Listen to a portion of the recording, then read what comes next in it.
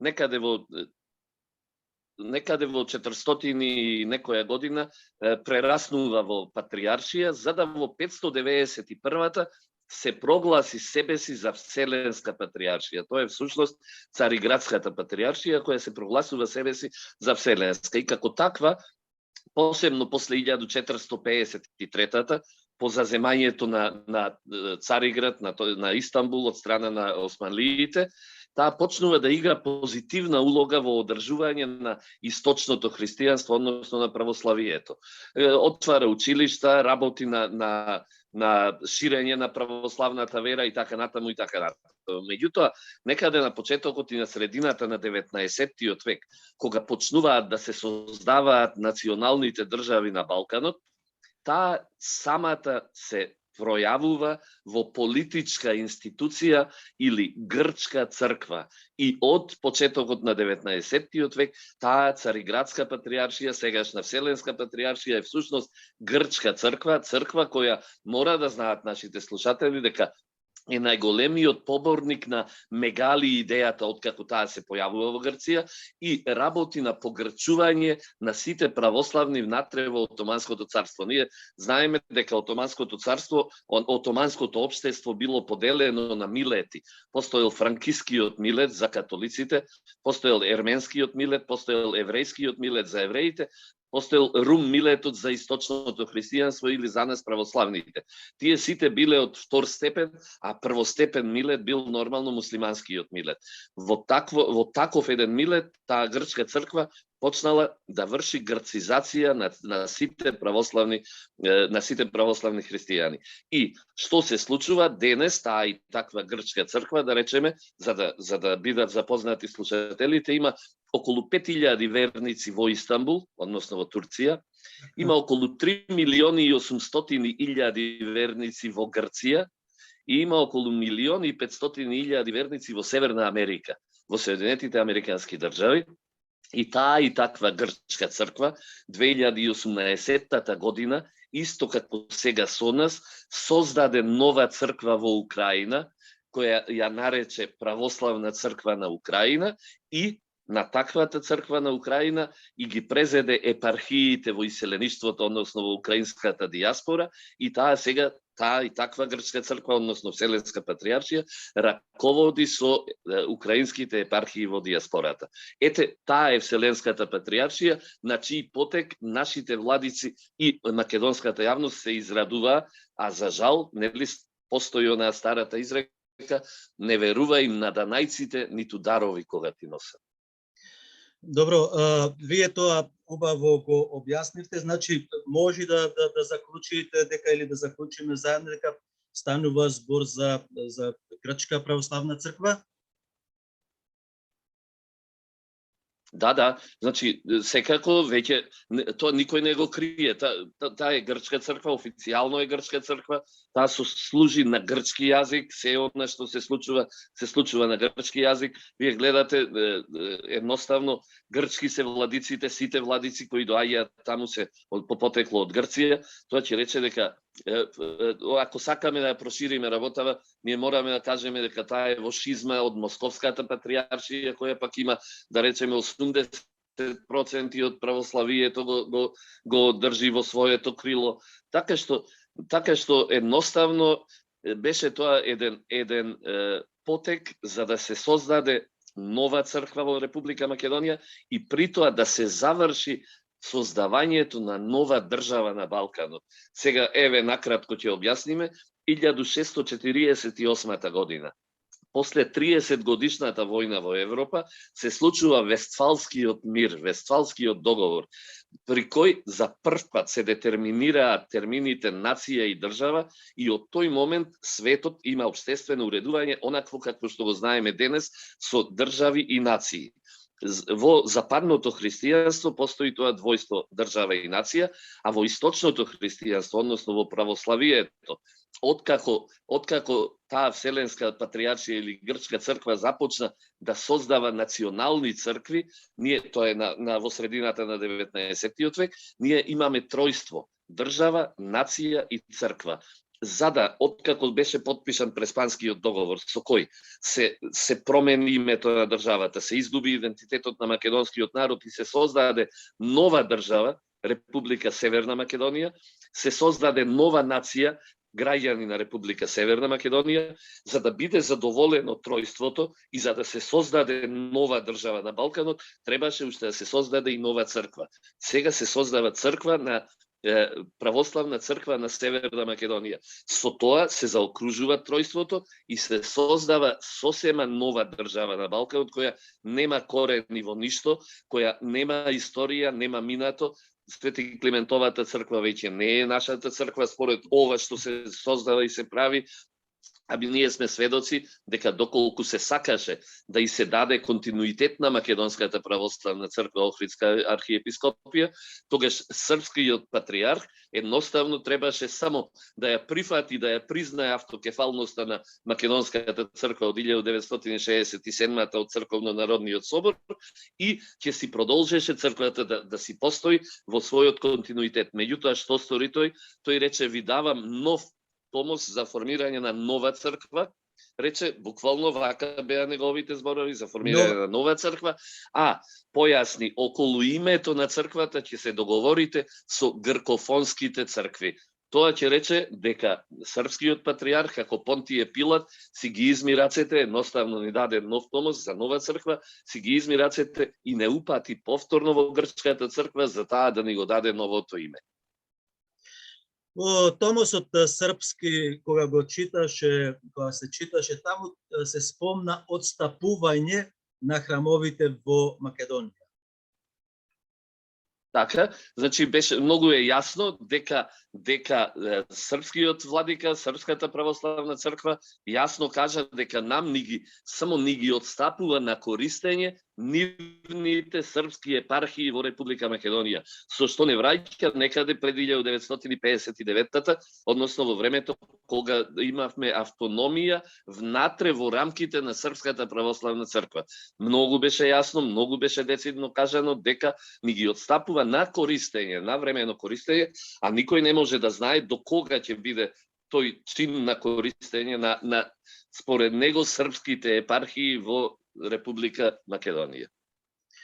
Од каде тогаш доаѓа ова еуфорија кај големоцрковните достојници? Ајде, за верниците не се упатени од медиумите. Меѓутоа, кај вас гледам голем скептицизам и неверување во тоа, објаснувате она што навистина се случи. Зошто толку голема еуфорија кај црковните големодостојници? Значи вака, последниве 5 години сме сведоци на лаги и измами во Република Македонија.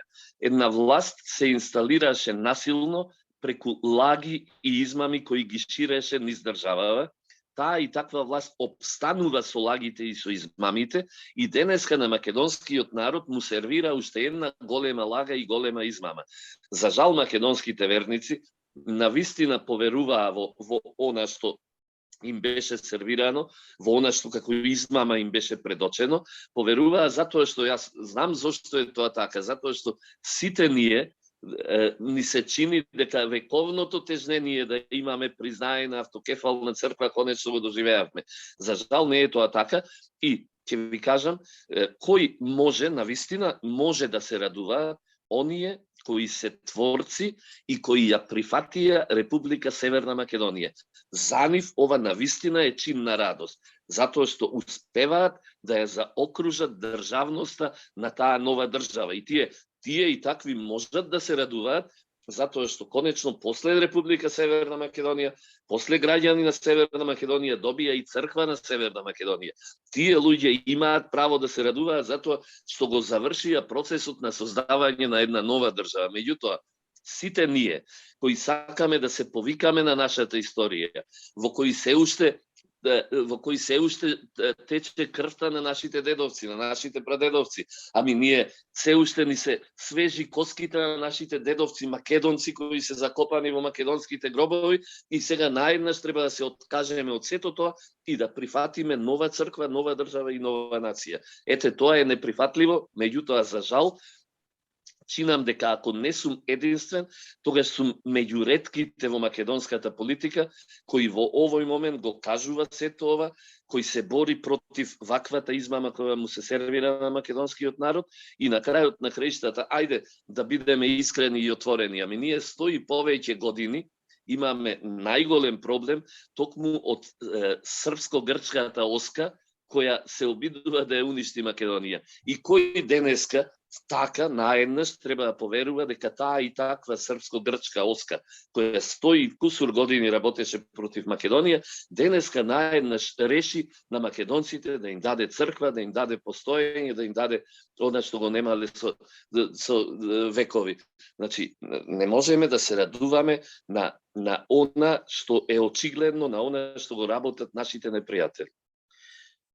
Господин Ангеловски, уште 5-6 минути сакам да посветиме на проблемот со црквата. Нашиот поглавар и политичките првенци на Северна, вие како што рековте и така е, од Тидоја беа во Цариград, во Стамбул беа. Во комуникето знаете што пишува, јас знам што пишува, меѓутоа сепак за нашите слушатели и луѓето кои не македонците, кои не следат преку социјалните мрежи, да објасните што значи комуникето, што значи признавањето од Севселенската патријаршија и зошто нашиот поглавар служеше со белата камиловка, а не со митрата. Не многу да се задржиме, бидејќи едно е камиловка, друго е митра. И кога се употребуваат тие?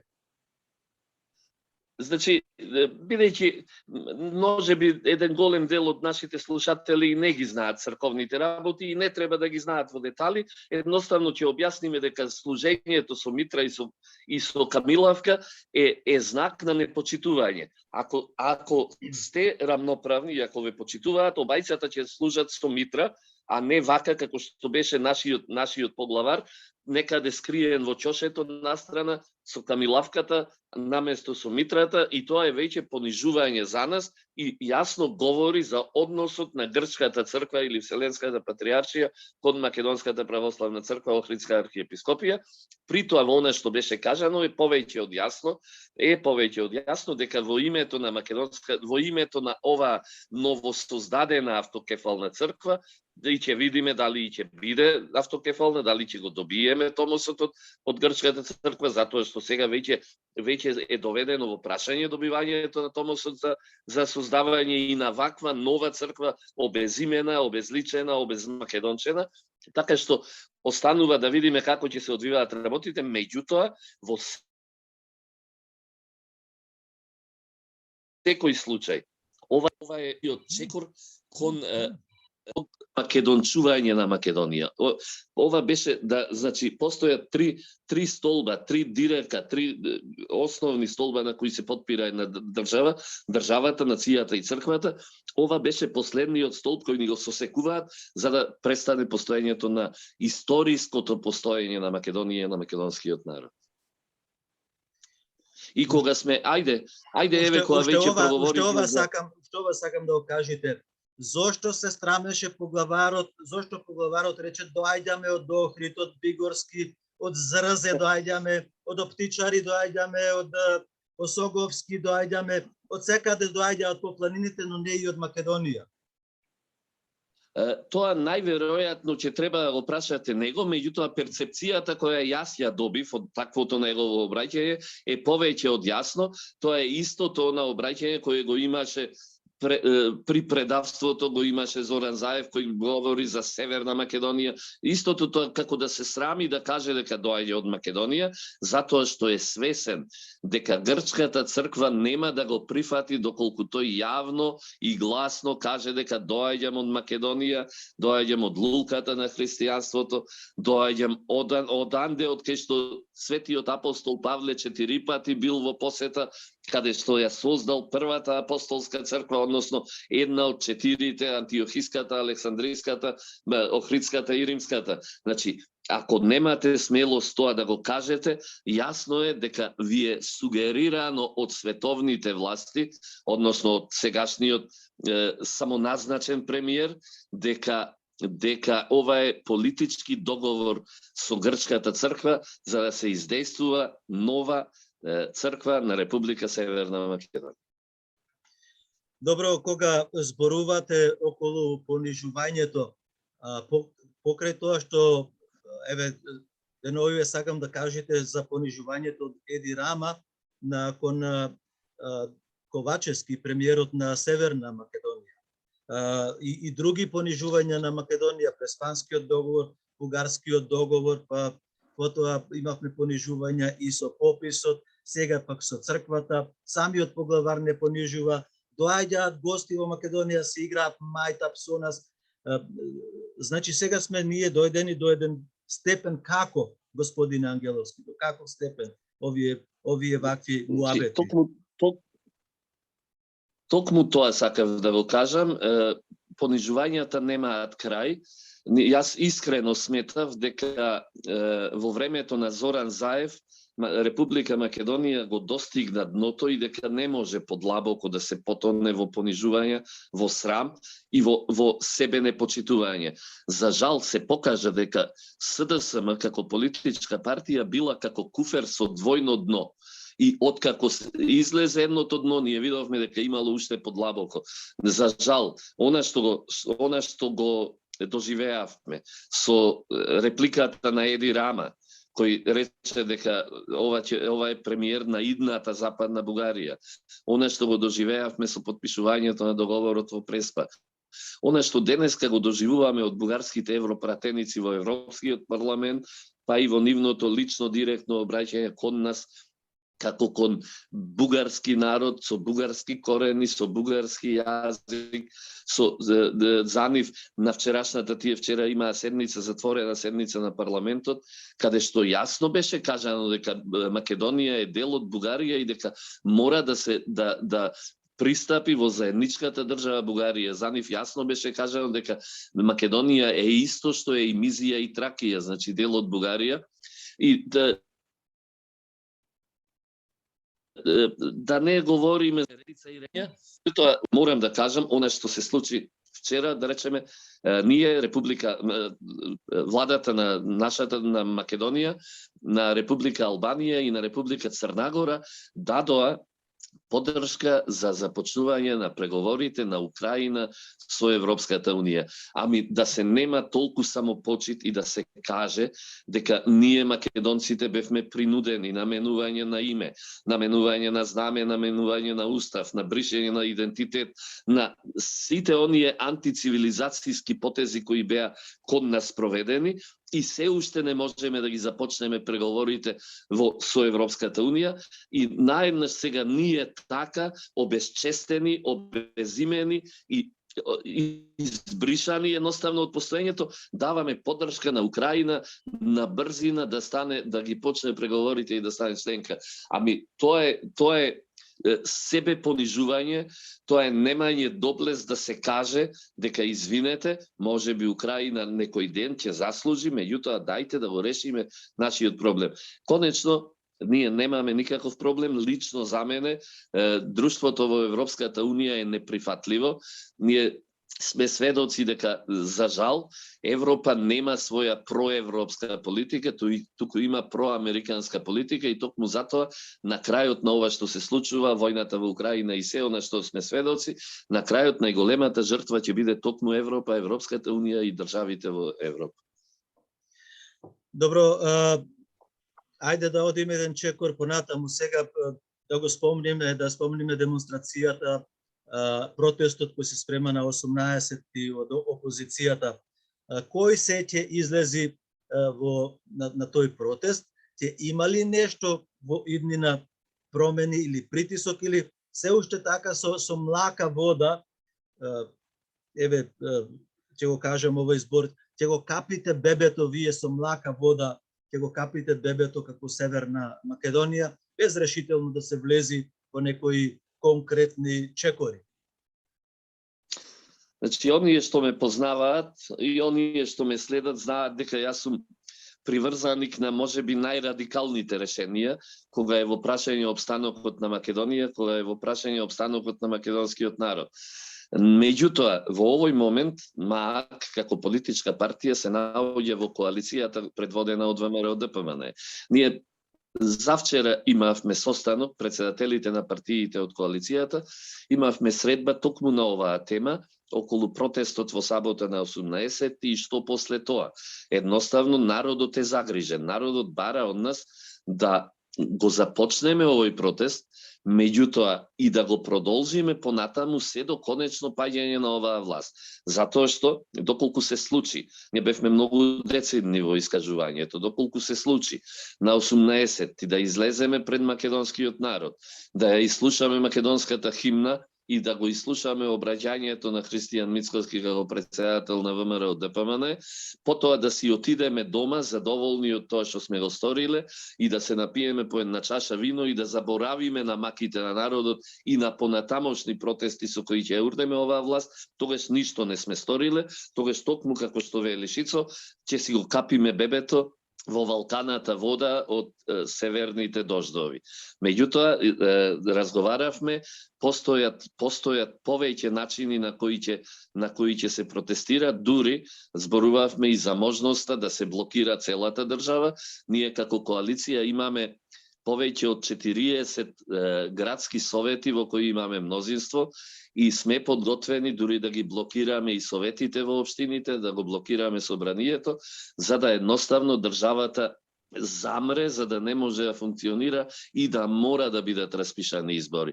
Кога разговаравме околу тоа колкава ќе биде бројката на излезените на протестот, дали ќе биде тоа задоволувачка бројка за да се покаже незадоволството на народот, јас бев многу јасен и дециден дека ние како политички партии можеме колку сакаме од нашето членство да довлекуваме на протестите, меѓутоа во оваа ситуација и денес народот сам ќе се придружи на нашите протести, не ќе биде потребно ние како политички партии да го извлекуваме членството, туку незадоволството на овој народ, после се она што му се случи, после националните предавства и понижувања, после она ковид криза во која власта, да речеме корумпирана, нели, купуваше поскапи, поевтини вакцини, вака и онака, и при тоа дозволи илјадници македонци да ни починат од таа болест, а немаше потреба сето тоа да се случи. После она палење на модуларната болница во Тетово, после изгорување на автобусот во Бугарија, при тоа немајќи никаква разрешница на сите тие случаи,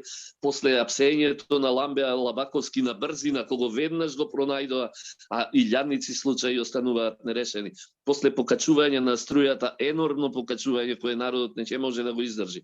Покачување на цените на сите прехранбени производи и се она што се случува, верувајте ми дека македонскиот народ, а и сите граѓани на државата, не само македонците, туку и останатите, ќе ни се придружат на протестот, ќе бидат тука, меѓутоа овој пат ќе бидат строги и ќе бараат од нас да одиме до крај.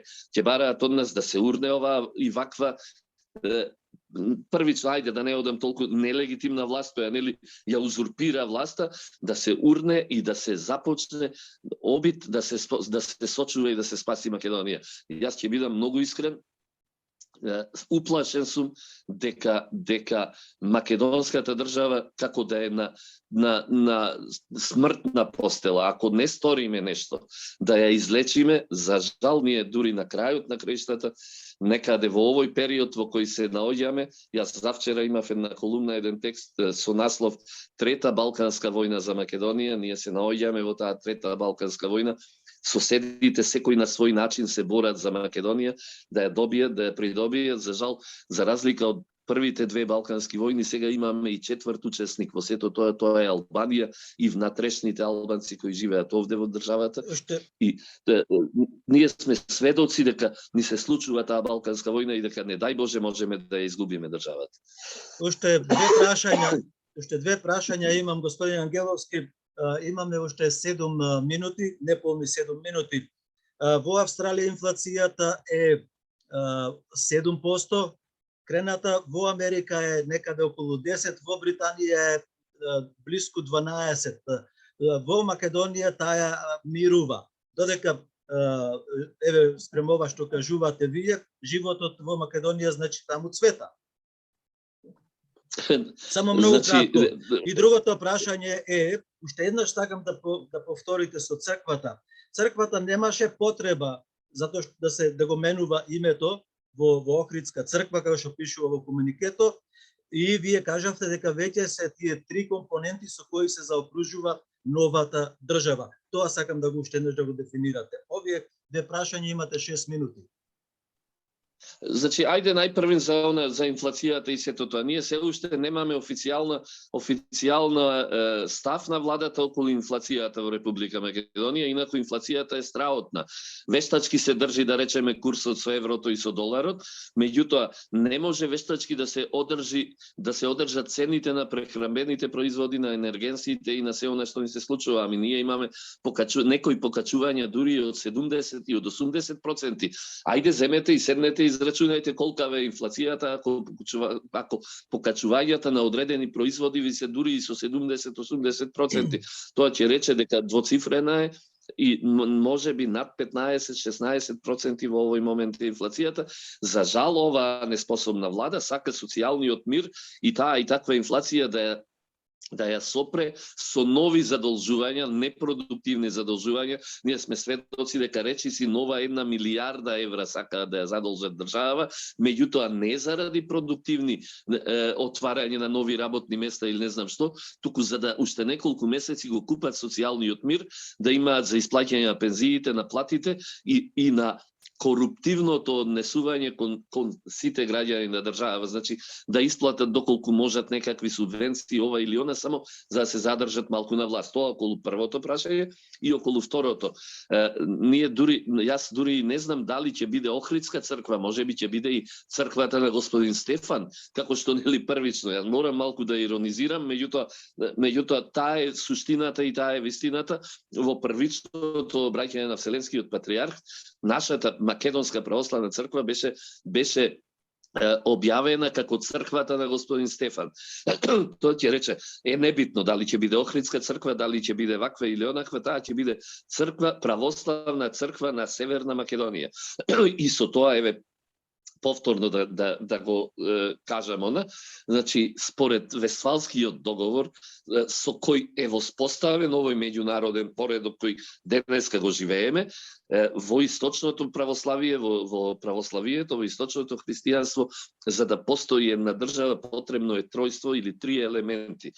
Прво, држава со своји граници, второ, нација и трето, црква.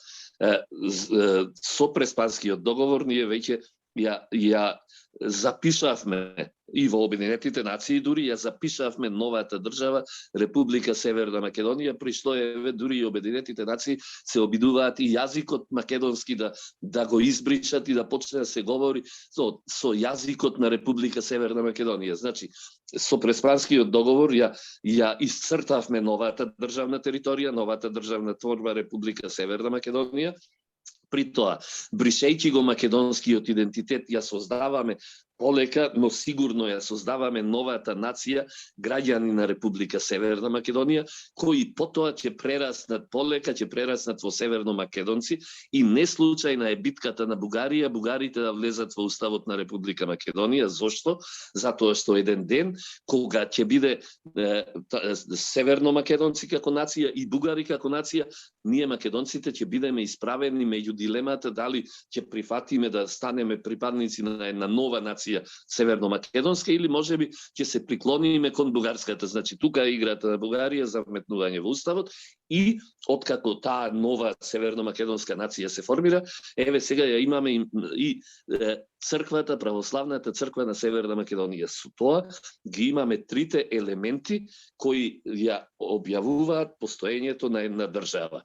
За жал, овие три елементи вака донесени, вака подпишани и вака прифатени, ја објавуваат постоењето на новата држава Република Северна Македонија. Ние исклучително остро мораме да се спротивставиме на ова и јас еве сега прв пат вам ќе ви кажам дека ќе побарам од македонските владици, од оние кои ја разбираат оваа работа, од оние кои не ја сакаат северната дивотворба, од оние кои сакаат нивната црква да биде на темелите на Свети Климентовата црква, од оние кои сакаат Македонија да биде Македонија, ќе побарам дури да се отцепат од оваа и ваква црква која ги прифаќа грчките барања и влегува во грчко-српските игри за поништување на македонското постоење. Господин Ангеловски, направивме многу убаво исцрпно интервју. Ви благодарам за информациите за македонската радиопрограма и нашите слушатели овде во Мелбурн и Австралија, и да се надеваме дека овај ваш повик ќе го разберат и ќе го сватат дека нема место за еуфорија и за радост за утрешниот ден. Ви благодарам уште еднаш. Ви благодарам на можноста да се обратам. Нешто нема место за еуфорија, туку има место за тага и за разочарување. До гледање, до слушање.